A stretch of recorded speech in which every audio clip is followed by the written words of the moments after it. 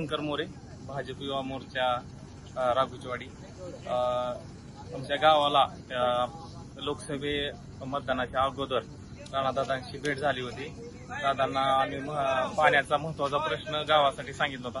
त्यावेळी दादांनी शब्द दिलता की मी माझ्या पाठपुराव्यातून किंवा माझ्याकडून कुठल्याही निधीतून मी तुमच्या गावासाठी एक बोरची सुविधा करेन। त्यानंतर रस्ते असतील, जे गावाचा जे प्रश्न आहेत जे मांडले होते गावकऱ्यांनी, तर त्याची पाठपुरावा करण्यासाठी आज मेघदादा आपल्या इथं आलेले आहेत।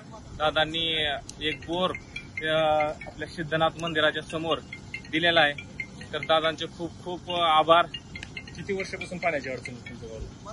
इथं एक 2013-14चा जो दुष्काळ होता तेव्हापासून त्या गावाला पाण्याची खूप अडचण होती। त्या दुष्काळाच्या टायमाला दादांनी दलित वस्तीमध्ये एक आणि मारुतीच्या मंदिरापाशी असे 2 बोर दिलेले होते। त्याच्यामुळे तो जो कठीण काळ होता त्यामध्ये अख्ख्या गावाला दादांनी सावरलं होतं आणि गावाची तहान भागवली होती।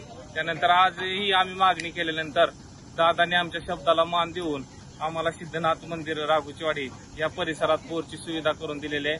दादांचे खूप खूप धन्यवाद। आज मेघदादा आमच्या गावामध्ये आले, त्यांचा वाढदिवस आहे। त्यांनाही वाढदिवसाच्या सर्व गावकऱ्यांच्या वतीने मी शंकर मोरे, भाजपा युवा मोर्चा यांचे खूप खूप अभिनंदन करतो। दादांनी काय काय मदत केली गावाला? दादांनी खूप मदत केलेली आहे।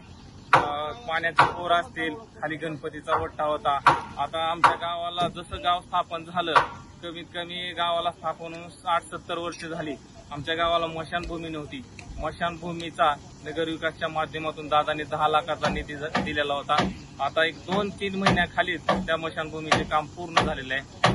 त्यानंतर रस्त्याची कामं असतील, दलित वस्तीमध्ये आता सध्या 6 रस्त्याची कामं चालू आहेत।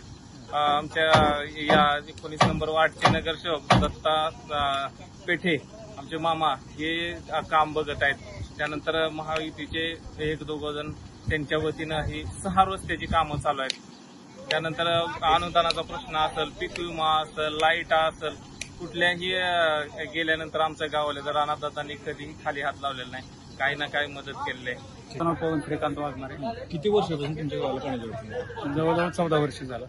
नगर परिषदेत गेल्यापासून आमच्या गावाला पाण्याची अडचण होती।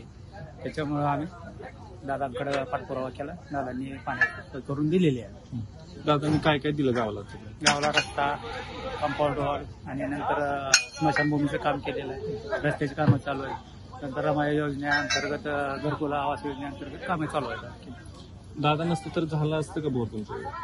नाही झालं नसतं। आतापर्यंत आम्ही प्रवाहाच्या विरोधात जाऊन बघितलं, प्रवाहात जाऊन बघितलं, पण नाही भेटलं। खोट्या आश्वासनाशिवाय दुसरं काय भेटलेलं नव्हतं। पण दादाच्या कृपेनं आणि दादाच्या मागे गेल्यामुळं आम्हाला आता त्याची फळं चाकायला भेटायला